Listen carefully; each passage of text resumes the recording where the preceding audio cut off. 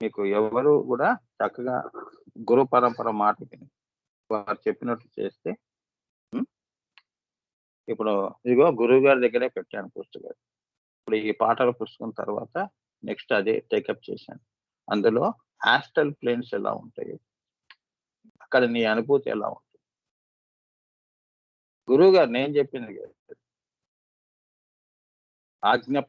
ఆజ్ఞ పైన నీకు ఎలా ఉంటుందో అనేది. మరి అటువంటి అనుభూతులు నీకు కావాలి అంటే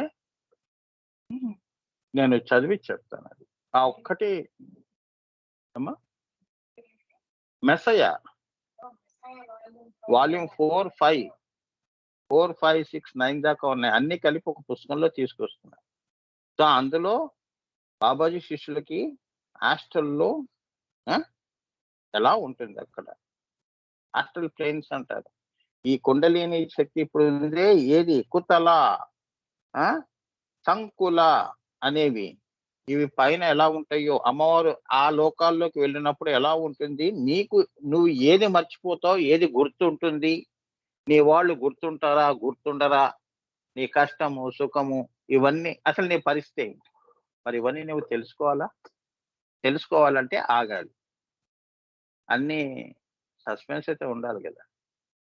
ఆ లలితా సహస్రనామం అని చెప్పేటప్పుడు సస్పెన్స్ కూడా మెయింటైన్ చేస్తేనే మీకు శ్రద్ధ అలా ఉంటుంది. అన్నీ విప్పేస్తే సో ఎప్పుడు ఎలా చెప్పాలనేది ఈ నామంలోనే. అది నేను ఇంగ్లీష్ చదివి ఆ ప్లేన్స్ గురించి అక్కడ ప్లేన్స్ లో యాస్ట్రల్ ప్లేన్స్ లో ఎలా ఉంటుందో అనేది ఇంగ్లీష్ టు తెలుగు ఎక్స్ప్లెయిన్ చేస్తాను. ఇంకా ఉన్నాయి నామాలు. ఆ నామం వచ్చినప్పుడు చెప్తాను.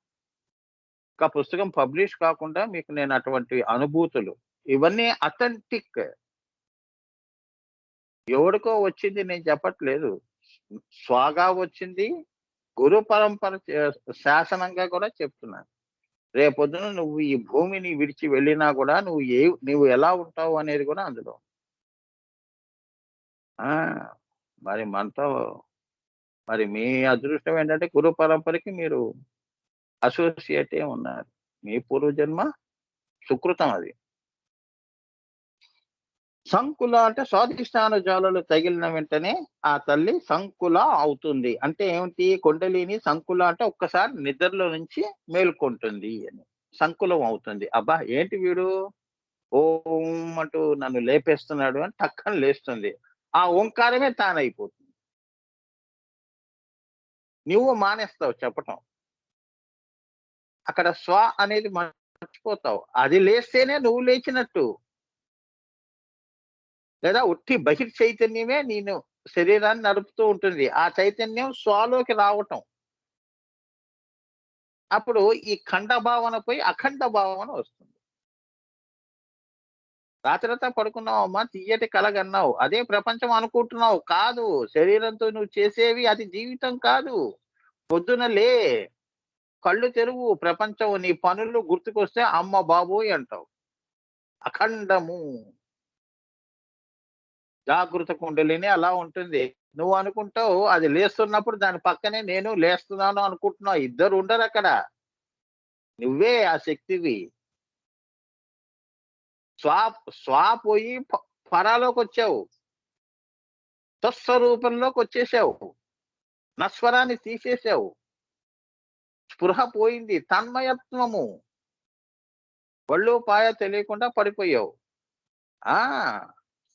అన్కాన్షియస్. నీ పాస్ట్ ప్రజెంట్ ఫ్యూచర్ ఖండ భావనలన్నీ నశించిపోయి అఖండ భావనతో బయలుదేరుతావు.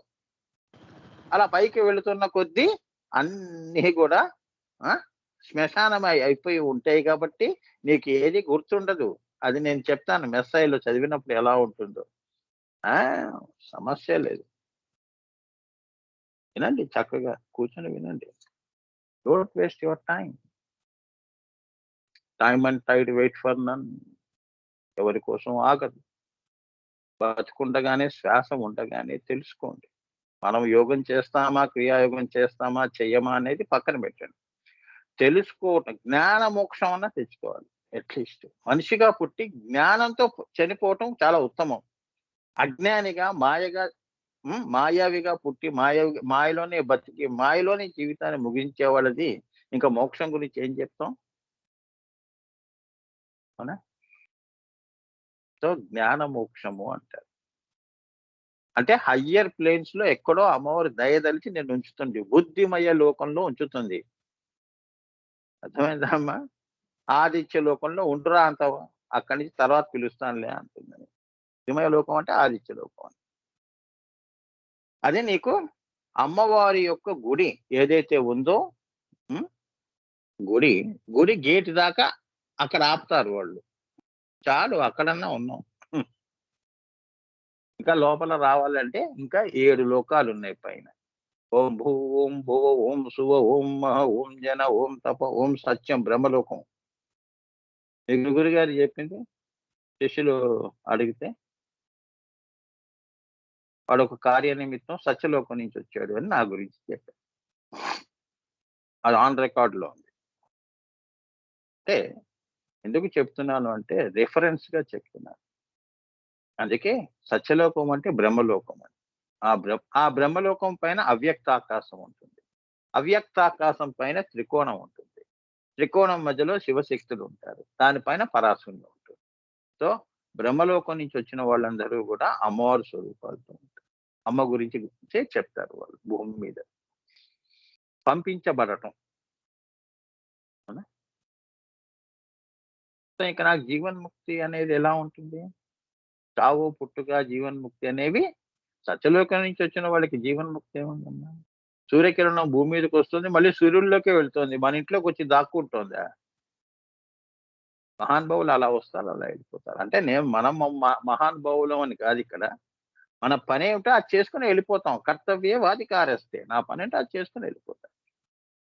ఎక్కడికి పోతాను మళ్ళీ అనేది నాకు తెలియదు. కానీ ఎక్కడి నుంచి వచ్చాను అనేది తెలుసు. అక్కడికే వెళతానన్నది కూడా నా ఆత్మకు తెలుసు. అది నేను షేర్ చేయకూడదుగా కొన్ని రహస్యాలు.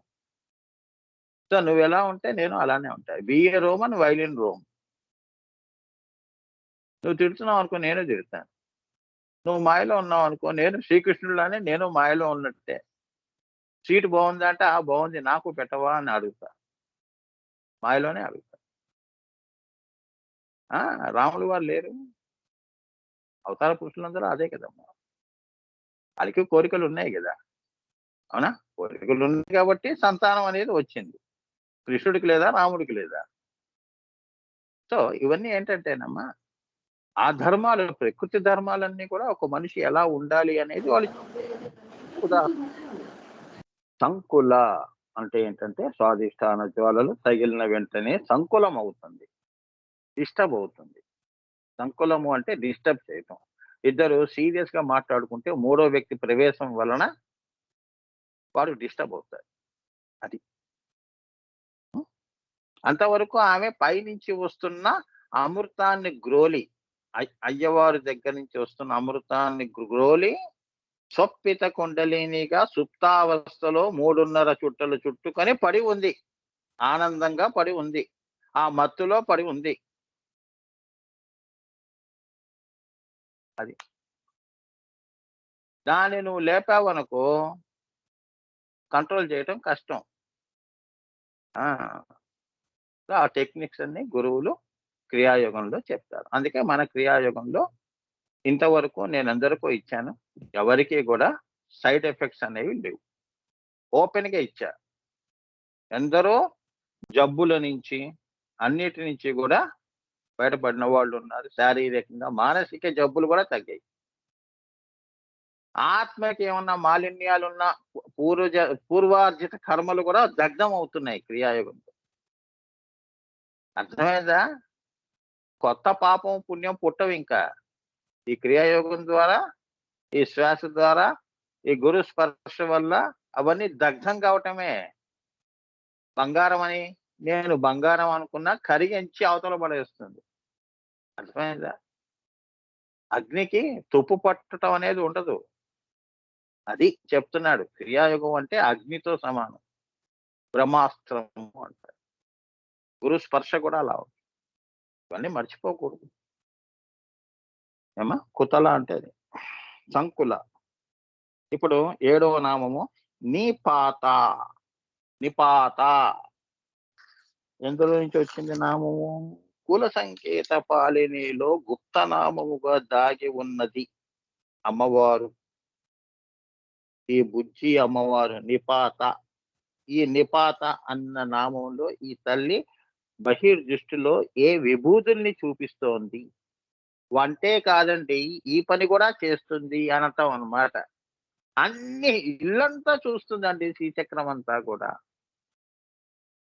శ్రీలలితా పరాభట్టారిక అండి. అందుకే ఆవిడవన్నీ విభూదులు. అంతర్గత రహస్యాలన్నీ ఆవిడ విభూదులు. ఓరి మానవుల్లారా! నువ్వు ఈ కన్ను రెప్ప ఇలా కొట్టినా అది నా యొక్క విభూదియే. నువ్వు శ్వాస పీల్చినా నా విభూదియే అని నిపాత, పాత ఏమైనా నువ్వు ఏ పనులు చెయ్యి, సృష్టిలో చైతన్యం ఎక్కడెక్కడ ఏ పనులు చేస్తుందో అవన్నిటికి మూల కారణం నేనే. అర్థమైందా? ఇది దృష్టిలో పెట్టుకునే శ్రీకృష్ణుడు చెప్పాడు. నువ్వోడివి చంపేవాడివి, చచ్చేవాడు వాడోడు. వాళ్ళు ఆల్రెడీ చంపేశాను అన్నాడు. చాలా ఈ నామం దృష్టిలో పెట్టుకునే నిపాత. ఇవన్నీ రహస్యాలమ్మా. ఇవి దృష్టిలో పెట్టుకునే పురాణాలు రాశారు, రచించారు. అర్థమైందా? పురాణాలు అర్థం చేసుకోవడం కథ కథగా అర్థం చేసుకోవటం అని కాదు. ఈ ఈ యొక్క ఈ కృష్ణుడు ఇలా చెప్పాడు అంటే అమ్మవారు కూడా చెప్పిందంటే దాన్ని బట్టి నీకు అర్థం కావాలి. ఈ శ్రీకృష్ణుడే మళ్ళీ ఆ అమ్మవారే శ్రీకృష్ణ రూపంలో చెప్తోందండి. అందుకే అది భగవద్గీత అయింది. మానవ గీత కాదు. ఆ! మనం పాడుకుంటాం మన జీవితం మీద ఒక పాట రాసుకొని. అటువంటిది కాదు భగవద్గీత. శ్రీచక్ర గీతది. అదృశ్య గీత. అమృత గీత. అర్థమైందా? భగవతి గీత. శ్రీకృష్ణుడికి భగవత్ అంటే ఆయన భగవంతుడు. అయినా భ అంటే భగము, వా అంటే పృథ్వీ కోసము, తా అంటే అమృతముగా భగవత్ ఆనందంగా, సచ్చిదానందగా ఈశ్వరుడితో ఆయన సంకల్పాన్ని నెరవేర్చటానికి వారిద్దరు సమరస సమలీన సంయోగాలు కలవటం వలన ఆనందంతో ఉరకలు పరుగులేసి ఈ సృష్టిని కన్నది అని శ్రీచక్రము నవావరణ. ఇదంతా ఒక గీతగా ఉన్నది. లహరులు, భగవత్ లహరులు. గీతలు అంటే భగవత్ లహరులు. గీత అంటే ఉట్టి పిచ్చి గీతలు కావు. నవావరణ గీతలు. 9 ఆవరణల గీతలే భగవద్గీత. అదే శ్రీకృష్ణుడు చెప్పాడు. అలా నువ్వు ఎక్కడి నుంచి వచ్చావో మళ్ళీ అక్కడికి ఎలా వెళ్ళాలో చెప్పిందే. ఆ నవావరణాలు ఎలా దాటాలో అని చెప్పిందే. లక్ష్మణ రేఖ ఒకటే ఉంటుంది. కానీ నీకు 9 ఆవరణాలున్నాయి. నువ్వు ఇవన్నీ దాటితే గాని నువ్వు భగవత్ ఆ బిందువులోకి నీకు లయము అనేది రాదు. మరి ఎలా చేరుకోవాలి అంటే దాన్ని ఆయన గీతముగా అంటే ఏంటంటే పాటగా చెప్పారు. 18 శ్లోకాల్లో. ఏమ్మా? ధర్మక్షేత్రే కురుక్షేత్రే అనుకుంటూ చెప్పాడు. ధర్మక్షేత్రము అంటే అమ్మవారు సృష్టి చేసిన శ్రీచక్రము. ఈ సృష్టి ఎలా ఉంది అంటే మహా సంఘర్షణతో వచ్చింది కురుక్షేత్రముల. కు అంటే ఇప్పుడే చెప్పాను కదా! భూమి. ఈ భూతాకాశాల వరకు కూడా కు. రు అంటే చితగ్ని. అర్థమైందా? ఆ చితగ్ని ఈ కూని పుట్టించింది.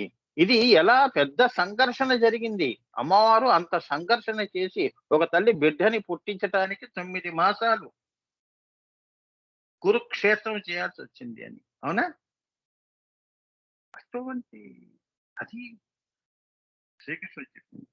కురు అంటే అది. ఇప్పుడు మన మనసులో కూడా కురుక్షేత్రం జరుగుతుంది కదా! ఒక పాండవులకి, కౌరవులకి అది ఆపాదించకూడదు. ఇప్పుడు కూడా కురుక్షేత్రం మనలో ప్రతినిత్యం జరుగుతోంది. ఈ పంచపాండవుల్ని నడిపించే ఈ ఆత్మయే కురుక్షేత్రం. ఈ శ్రీకృష్ణుడే భగవద్గీత. ఈ పంచభూతాలే నీ శరీరము. అవే పంచపాండవులు.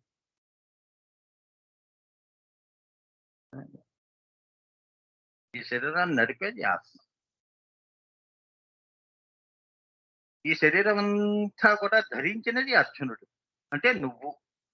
దీన్ని నడిపేవాడు కృష్ణుడు. ఎక్కడైనా కష్టాలు వచ్చినప్పుడు సంఘర్షణ వచ్చినప్పుడు ఆ సంహారం ఎలా చేయటం. రోజు మనకు సంఘర్షణే కదమ్మా. సో కురుక్షేత్రం ఎప్పుడూ కూడా ఆగిపోలేదు. సృష్టి ఉన్నంత వరకు కురుక్షేత్రం జరుగుతుంది అని చెప్తున్నారు ఇక్కడ. ఇదంతా పరతత్వంగా మనం చూడాలి. అంతేగాని పుస్తకాన్ని పెట్టుకొని ఆహా! అర్జునుడు బాణం వేశాడు, వాడు చచ్చాడు. ఇక్కడి నుంచి వీడేస్తే వీడు చచ్చాడు. ఇలా కాదు అర్థం చేసుకోవటం. కురుక్షేత్రం అంటే అది. కృష్ణుడి మనసు తెలుసుకుంటేనే నీకు భగవద్గీత అర్థమవుతుంది. కృష్ణతత్వం తెలుసుకోవటం. రాధాకృష్ణుల తత్వం తెలుసుకుంటే, పరతత్వం తెలుసుకుంటే. అర్థమైందా? మూలం తెలుసుకుంటేనే గాని నీకు ఆ గీత సారాంశం అర్థం కాదు. లేదా పాట పాటగానే ఉంది.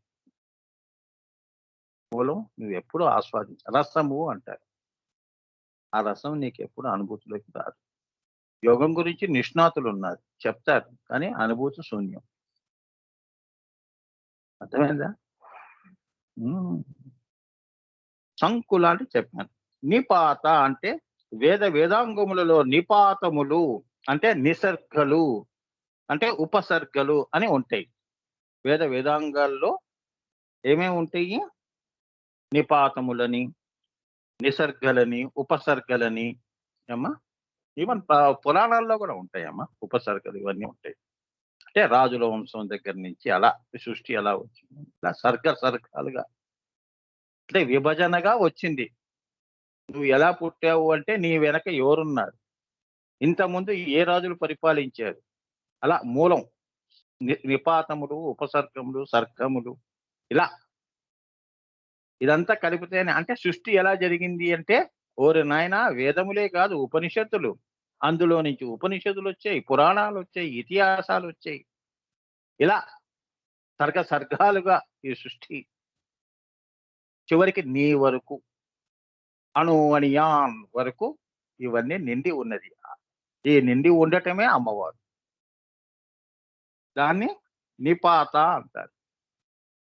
హిరణ్యవర్ణాం హరిణీం సువర్ణ రజతస్రజాం అని అన్నాం అనుకో, హిరణ్యవర్ణం అంటే బంగారు కాంతులతో ఈ సృష్టి నిర్మించబడినది అనే విషయం అక్కడ దాచిపెట్టబడి ఉంది. అవునా? నువ్వు ఇక్కడి నుంచి తెలుసుకోవాలి. ఉపసర్గ నుంచి వేదముల వరకు హ్రీం వరకు తెలుసుకోవాలి. ఓం నుంచి హ్రీం తెలుసుకో. హ్రీం నుంచి శ్రీం తెలుసుకో. శ్రీం నుంచి ఇంకారము తెలుసుకో అని ఈ సృష్టి అమ్మవారు దాన్ని ఏమంటారు? నిపాత. ఎంత అర్థం ఉందో చూడండి. అమ్మవారిని అమ్మవారిగా నువ్వు అర్థం చేసుకోలేవురా అని చెప్తున్నాడు. విగ్రహం చూసేసి నాకు కనిపించేసింది, దాన్ని చూసేసిందంటే చూడటం వేరు. ఆవిడ చూపు ఆమె ఉన్మేష నిమిషోత్పన్న విపన్న భువనావళి. నిన్ను చూడటం ఏంటి? అవునా? ఏమన్నా అర్థం ఉందా? చూడటం అనేది ఉండదు. చూపే తాను అయి ఉన్నది. నువ్వు చూసేదేముంది? అర్థమైందా? నీ కంటి పాపలో ఉన్న తారక నేనేరా అంటుంది. సో నేను ఉన్మేష నిమిషోత్పన్న కళ్ళు మూసి కన్ను రెప్పపాటులో సృష్టి వస్తుంది, పోతుంది. అటువంటిది నేను నిన్ను చూడటం ఏంటండి? అవన్నీ నా మాయా రూపాలు. అర్థమైందా? ఆ రూపం నువ్వెప్పుడు నేను అరూప, నిరూప అన్నీ బిందువు ఏముంది? అన్నిటికీ అతీతం. శమాత్మిక, సర్వాతీత, సర్వాంతర్యామి కానీ ఎందులోనూ ఆవిడ ఉండదు. అర్థమైందమ్మా? అన్నిట్లో ఉంటుంది కానీ ఎందులోనూ ఉండదు. ఉన్నట్టు భ్రమింపజేస్తుంది. ఆత్మని నువ్వు చూసావా? కానీ ఉంది. అదే కదా నరకాసురుడు హిరణ్యకశిపుడికొచ్చింది. ఇందులో ఉంటాడా? అందులో ఉంటాడా? అని అడుక్కుంటూ పోయాడు. ఎందులో అయినా సర్వాంతర్యామిని అని భక్త ప్రహ్లాదుడు చెప్పాడు. స్తంభం పగలగొట్టాడు. అవునా? వచ్చాడా లేదా? అటువంటి చూపు అమ్మవారిది. అర్థమైందమ్మా? బాహ్య చూపులతో నేను చూశాను, నేను అనుభూతి చెందాను, నేను బాబాజీని చూశాను. ఏంది నువ్వు ఆయన్ని చూసేది? ఆ? ఎవరో మహానుభావుడు టీవీలలో ఆ? పలుకుబడి ఉపయోగించుకొని ఇంటర్వ్యూలు చేసుకొని తెలిసి తెలియని మిడిమిడి జ్ఞానంతో మాట్లాడటం కాదు. దేవుడిని నువ్వు చూడటం ఏంటి? అవునా? చాలా ఉన్నాయిలెండి కథలు. నాకు ఫార్వర్డ్ చేసిన వాళ్ళందరూ కూడా. తెలిసి తెలియని మితమైన జ్ఞానంతో మాట్లాడే వాళ్ళు చాలా ఉన్నారు.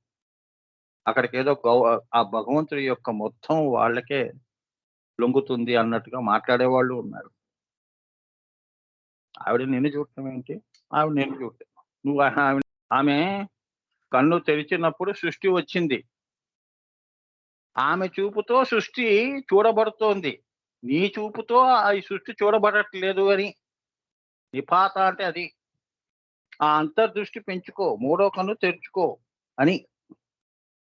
అప్పుడు వేదం అర్థమవుతుంది. మూలం అర్థమైంది అంటే సృష్టి రహస్యం తెలుస్తుంది అని. నువ్వేంటో, ఈ ఖండం ఏంటో తెలుస్తుంది. అఖండంలో నీకు తెలుస్తుంది. అహం బ్రహ్మాస్మి అని అక్కడ అంటున్నావు కదా! మరి ఇక్కడెందుకు అంటలేదు? నేను చూశాను దేవుడిని, దేవుడు నన్ను చూశాడు. బాబాజీతో మాట్లాడాను. ఆ! అలా.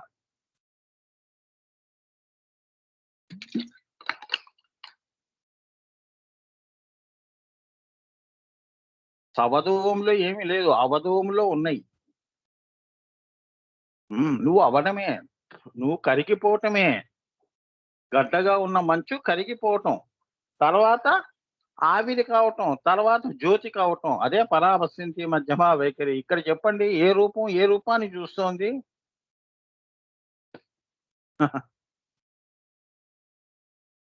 ఆమె చూస్తే శ్రీచక్రం వచ్చింది.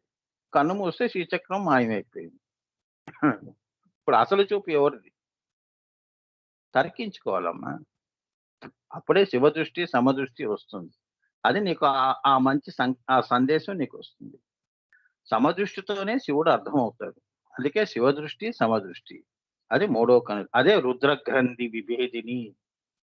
బ్రహ్మగ్రంథి ఇప్పుడేమిటి జాగృతమైంది అంటే బ్రహ్మగ్రంథిని విభేదం చేసింది. ఇప్పుడు విష్ణు గ్రంథి వైపు పరిగెడుతోంది. మాయని తొలగించుకోవటానికి. ఈ స్వాధిష్టానంలో ఉన్న అమ్మవారు. ఈ విష్ణు గ్రంథి విభేదిని చేసిన తర్వాత రుద్ర గ్రంథి విభేదిని చేస్తుంది.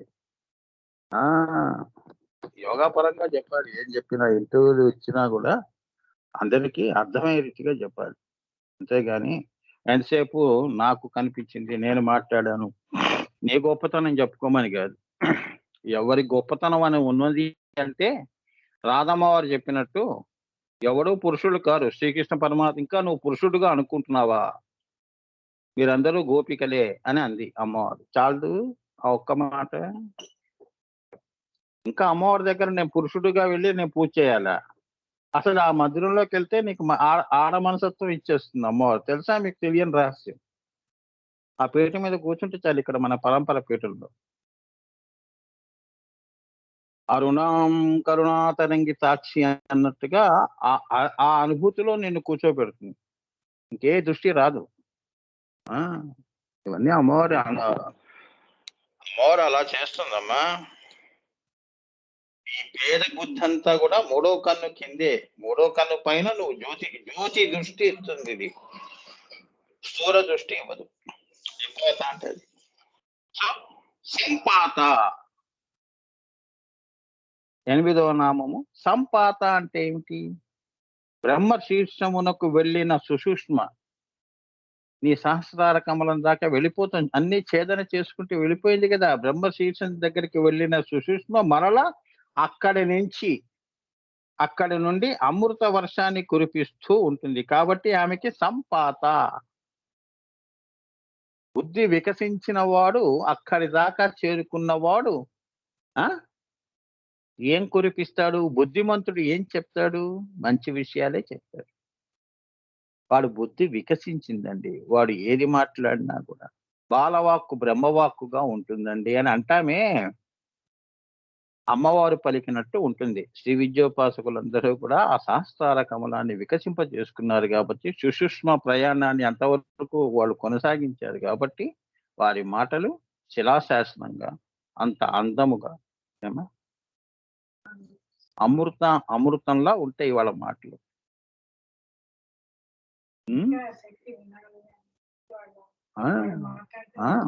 అంతే మరి ఏ పని చేసినా కర్త కర్మ క్రియ 3 పనులు కూడా అమృతమయంగా ఉంటాయి. గురువు గారు నాకు ఇవాళ పువ్వు ఇచ్చారండి. గురుగారి చేతుల్లోంచి ప్రసాదం తీసుకున్నానండి. ఎంత ఆనందంగా తీసుకుంటావు. మరి పక్కవాళ్ళు నీ స్నేహితులు, నీ స్నేహితురాళ్ళు ఎన్ని పూలిచ్చారు, డబ్బులిచ్చారు కష్టకాలంలో వాళ్ళు మర్చిపోయి ఇది మనకు గుర్తుంది. చూసారా? అంటే అమృత అంటే అది. సంపాత అని పేరు. ఆ అమృత ధారలతో పాటు ఆమె కూడా మరల ఆ అవరోహణ భూమికలలో మూలాధారమును చేరుతుంది.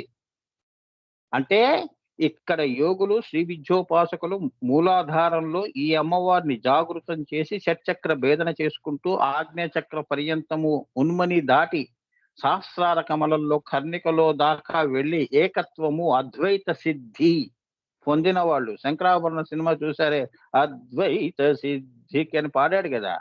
ఆ సిద్ధి చెప్తున్నాడు. వాడు పాటల్లో చెప్పాడు. దాని అసలు అర్థం ఇది. అక్కడి దాకా వెళ్ళి ఆ అనుభూతిని, అమృతాన్ని వాళ్ళు గ్రోలి మళ్ళీ కిందకి అవరోహణ కిందకి దిగి వచ్చి మూలాధారంలోకి వచ్చి మీతో చెప్పటం. ఇప్పుడు గురువుగారి పుస్తకాలన్నీ అది అద్వైత సిద్ధివి చెప్పటం అన్నమాట. అదే శ్రీ విద్య. అర్థమైందా? అందుకే వాళ్ళు శ్రీ పాదుకాంతలు ఏకపాదుకని రాజరాజేశ్వరి ఏకపాదుకని దర్శన చేసుకొని కిందకొచ్చిన వాళ్ళు. పాదుక దర్శనం చేసుకున్నారు. పాదుకాంతాపరులము అంటారు శ్రీ విద్యోపాసకులు. అంటే పాదుకలు అంటే వాడు అక్కడి దాకా వెళ్ళినవాడు అని. అర్థమైందా? బిరుదు. ఈ రోజుల్లో అందరికి వాళ్ళకి వాళ్ళే పెట్టుకుంటున్నారు. అది వేరే విషయం. కానీ అక్కడి దాకా. స్వామి అన్న పదం ఈ రోజుల్లో ఎలా ఉంది? దొంగని కూడా స్వామియే అంటున్నాం. అందరూ స్వామి నమస్తే స్వామి. అవునా? ఏం గురువు ఎలా ఉన్నావు? గురువు అనే పదం అలా అయిపోయింది. ఏం గురువు టీ తాగుతావా? అట్లా అయిపోయిందన్నమాట. అందరూ శ్రీ విద్యోపాసకులే. అందరూ దేవుళ్ళ గురించి మాట్లాడేవాళ్ళే. కానీ దేవుడేంటో తెలీదు. వాళ్ళేంటో తెలీదు. దేవుడి సంగతి వదిలేయండి. ముందు వీళ్ళెందుకు ఇలా వచ్చారు అనేది కూడా తెలీదు వాళ్ళకి. అటువంటి వాళ్ళందరూ టీవీలు నిండి ఉన్నారు. ఈ ఇంటర్వ్యూ చేసేవాళ్ళు కూడా ఇటువంటి వాళ్ళ కర్మ కూడా అంతే. ఇటువంటి వాళ్ళకే వాళ్ళు దొరుకుతూ ఉంటారు. అసలు వాళ్ళెప్పుడు కూడా హిమాలయాస్‌లో ఉన్న వాళ్ళెప్పుడు కూడా టీవీల చుట్టూ తిరగరు. వీళ్ళు అక్కడి దాకా వెళ్ళలేరు. రానివ్వరు. వాళ్ళకి అవసరం లేదు. అన్నిటికి అతీతంగా ఉన్నవాళ్ళు వాళ్ళు. అర్థమైందా? పేరు ప్రఖ్యాతులు గాని, ప్రతిష్టలు గాని అన్నిటికి అమ్మవారి దగ్గర ఉన్న వాడికి ఈ ప్రఖ్యాతులు ఎందుకమ్మా? బిరుదులెందుకు? తల్లి అనుగ్రహం కంటే ఈ వెధవలు చేసే ఇంటర్వ్యూలు కావాలా? తల్లి అనుగ్రహమే. బంగారం ఎక్కడున్నా విలువ విలువే. కదా! నువ్వేంది ఇచ్చేది విలువ? అవునా? బంగారానికి విలువ ఉంటుందిగా. ఎంత కోటీశ్వరుడైనా వంగి తీసుకోవాల్సిందే. పెంట కుప్పలో పడినా. ఆ! ఉన్న మాటే చెప్తున్నా. అంటే అందరూ కాదు. చాలా మటుకు. ఇప్పుడు నేను చూస్తున్న ఇప్పుడు నడుస్తున్న ట్రెండ్ అంతా అలానే ఉంది. ఇంటర్‌వ్యూస్ అన్నీ కూడా అలానే ఉన్నాయి. ఏం పెద్ద విశేషాలుగా ఏం లేవు. ఎంతసేపు ఏదో రేటింగ్ పెరగటం అనేది ఒకటే పెట్టుకున్నారు గానీ, అమ్మవారిని పెట్టుకోలేదు. మా ఛానల్ రేట్ పెరగాలి. హ్మ్. వ్యాపార ధోరణే కనిపిస్తుంది. అలానే ఈ వీడు ఇంటర్వ్యూ చేసేవాడు కూడా నా పేరు 10 మందికి తెలియాలనే ఇంటర్వ్యూ పిలిపించుకొని మరి నన్ను ఇంటర్వ్యూ చెయ్యి అన్నట్టు. ఎవడు చేయకపోతే వీడే చేసుకొని అప్‌లోడ్ చేసుకుంటాడు. అంతేగా ఎవరు గుర్తించకపోతే ఏం చేస్తాం? ఇప్పుడు యూట్యూబ్ అనేది ఒకటుంది కాబట్టి సోషల్ మీడియా ఎవరికి ఎవరు పెడితే వాళ్ళు ఎక్కిచ్చేసుకుంటారు. అది. సరే ఇది పక్కన పెడదాం. సంపాత అంటే అది. హ్మ్.